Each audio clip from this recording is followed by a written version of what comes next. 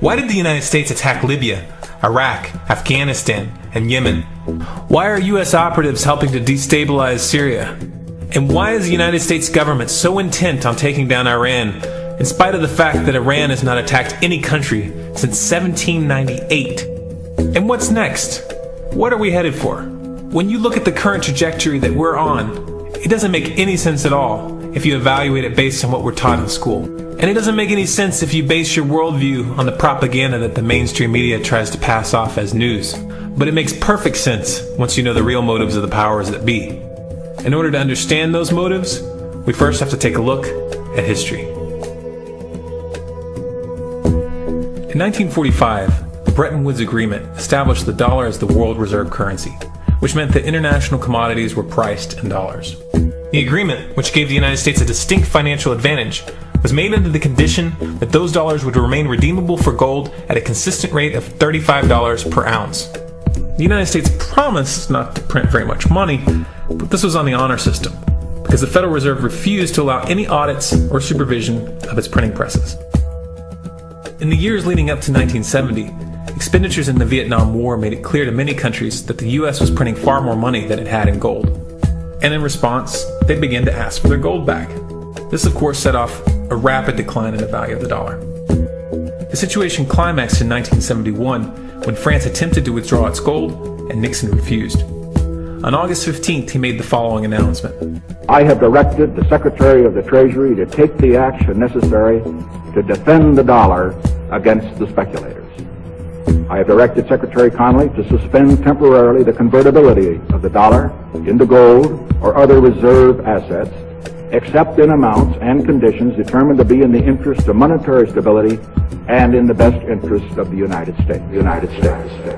This was obviously not a temporary suspension, as he claimed, but rather a permanent default. And for the rest of the world who had entrusted the United States with their gold, it was outright theft. In 1973, President Nixon asked King Faisal of Saudi Arabia to accept only U.S. dollars as payment for oil and to invest any excess profits in U.S. Treasury bonds, notes, and bills. In return, Nixon offered military protection for Saudi oil fields. The same offer was extended to each of the world's key oil-producing countries, and by 1975, every member of OPEC had agreed to only sell their oil in U.S. dollars. The act of moving the dollar off of gold and tying it to foreign oil instantly forced every oil-importing country in the world to start maintaining a constant supply of Federal Reserve paper. And in order to get that paper, they would have to send real physical goods to America. This was the birth of the petrodollar.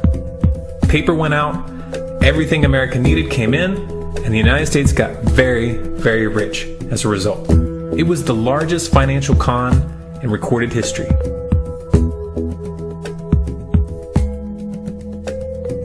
The arms race of the Cold War was a game of poker. Military expenditures were the chips, and the U.S. had an endless supply of chips. With the petrodollar under its belt, it was able to raise the stakes higher and higher, outspending every other country on the planet, until eventually U.S. military expenditures surpassed that of all other nations in the world combined. The Soviet Union never had a chance. The collapse of the communist bloc in 1991 removed the last counterbalance to American military might. The United States was now an undisputed superpower with no rival. Many hoped that this would mark the beginning of a new era of peace and stability. Unfortunately, there were those in high places who had other ideas. Within that same year, the U.S. invaded Iraq in the First Gulf War. And after crushing the Iraqi military and destroying their infrastructure, including water purification plants and hospitals, crippling sanctions were imposed which prevented that infrastructure from being rebuilt. These sanctions, which were initiated by Bush Sr. and sustained throughout the entire Clinton administration, lasted for over a decade and were estimated to have killed over 500,000 children. The Clinton administration was fully aware of these figures.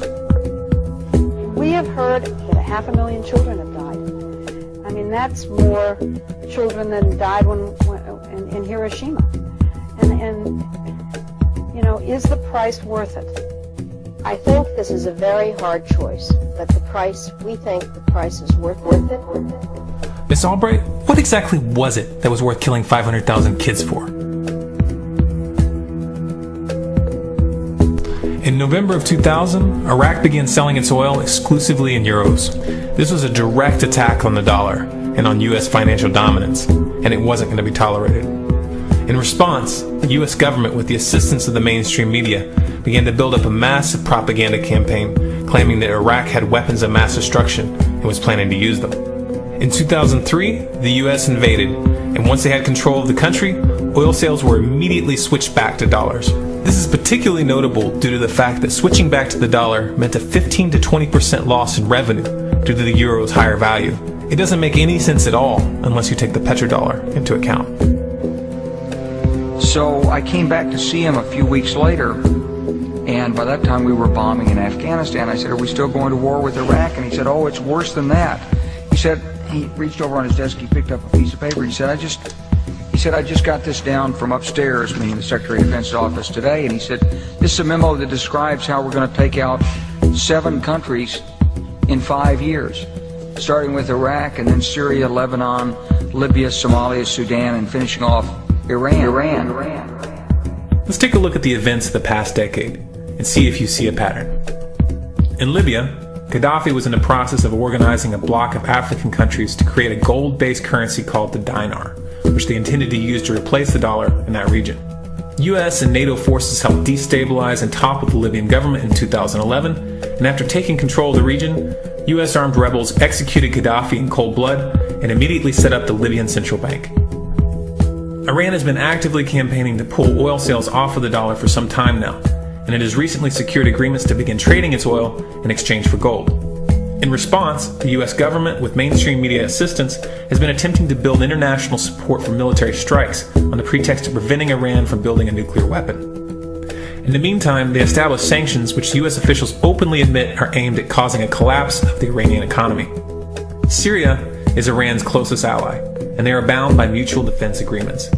The country is currently in the process of being destabilized with covert assistance from NATO, and though Russia and China have warned the United States not to get involved, the White House has made statements within the past month indicating that they are considering military intervention. It should be clear that military intervention in Syria and Iran isn't being considered. It's a foregone conclusion, just as it was in Iraq and Libya. The U.S. is actively working to create the context which gives them the diplomatic cover to do what they already have planned. The motive for these invasions and covert actions becomes clear when we look at them in their full context and connect the dots. Those who control the United States understand that even if a few countries begin to sell their oil in another currency, it will set off a chain reaction and the dollar will collapse. They understand that there is absolutely nothing else holding up the value of the dollar at this point, and so does the rest of the world. But rather than accepting the fact that the dollar is nearing the end of its lifespan, the powers that be have made a calculated gambit. They have decided to use the brute force of the US military to crush each and every resistant state in the Middle East and Africa. That in itself would be bad enough, but what you need to understand is that this is not going to end with Iran. China and Russia have stated publicly and on no uncertain terms that they will not tolerate an attack on Iran or Syria. Iran is one of their key allies, one of the last independent oil producers in the region, and they understand that if Iran falls, then they will have no way to escape the dollar without going to war. And yet the United States is pushing forward in spite of the warnings. What we are witnessing here is a trajectory that leads straight to the unthinkable. It's a trajectory that was mapped out years ago in full awareness of the human consequences. But who was it that put us on this course? What kind of psychopath is willing to intentionally set off a global conflict that will lead to millions of deaths just to protect the value of a paper currency? It obviously isn't the president. The decision to invade Libya, Syria, and Iran was made long before Obama had risen to the national spotlight. And yet, he's carrying out his duty just like the puppets that preceded him. So who is it that pulls the strings? Often the best answer to questions like this are found by asking another question. Qui bono? Who benefits? Obviously those who have the power to print the dollar out of thin air have the most to lose if the dollar were to fall. And since 1913, that power has been held by the Federal Reserve. The Federal Reserve is a private entity owned by a conglomerate of the most powerful banks in the world. And the men who control those banks are the ones who pull the strings. To them, this is just a game. Your life and the lives of those you love are just pawns on their chessboard. And like a spoiled 4-year-old who tips the board onto the floor when they start to lose, the powers that be are willing to start World War III to keep control of the global financial system. Remember that when these wars extend and accelerate. Remember that when your son or your neighbor's son comes back home in a flag-draped coffin. Remember that when they point the finger at the new boogeyman, because the madmen who are running this show will take this as far as you allow them to. So how much time do we have left? It's a question I hear constantly, but it's the wrong question. Asking how much time we have left is a passive posture. It's the attitude of a prisoner who's waiting to be taken out to a ditch and shot in the back of the head. What are our chances? Can we change course? Also the wrong question. The odds don't matter anymore. If you understand what we're facing, then you have a moral responsibility to do everything in your power to alter the course that we're on, regardless of the odds. It's only when you stop basing your involvement on the chances of success that success actually becomes possible. To strip the ill-begotten power from the financial elites and to bring these criminal cartels to justice will require nothing less than a revolution. The government is not going to save us. The government is completely infiltrated and corrupt to the core. Looking to them for a solution at this point is utterly naive. There are 3 stages of revolution, and they are sequential. Stage 1 is already underway. Stage 1 is the ideological resistance.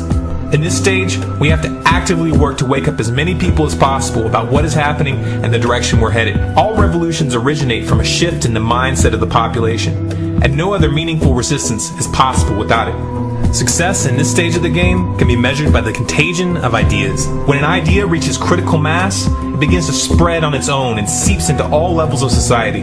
In order to achieve that contagion, we need more people in this fight.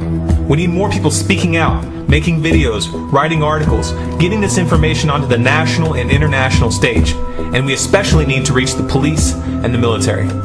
Stage 2 is civil disobedience, also known as nonviolent resistance. In this stage, you put your money where your mouth is, or more accurately, you withhold your money and your obedience from the government, and you do everything in your power to bring the gears of the state to a halt. Practiced in mass, this method alone is often enough to bring a regime to its knees.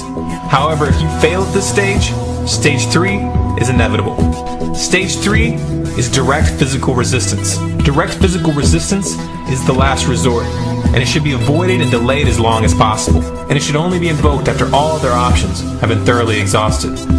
There are those who talk tough and claim that they will resist when the time comes. But what those people fail to realize is that if you are inactive during the first 2 stages and save your efforts for the last resistance, then you will fail. When the Nazis were moving door to door, dragging people out of their homes in Germany, that was the time to fight back physically. But due to the lack of ideological resistance and civil disobedience leading up to that moment, even an armed uprising would have likely failed at that point. An armed uprising can only succeed if the people have established an attitude of active resistance. And active resistance is only possible after their minds have broken free from the mainstream propaganda. If you want to fight back, it's now or never. You're not going to get another chance, and the stakes are far higher than they were in Nazi Germany.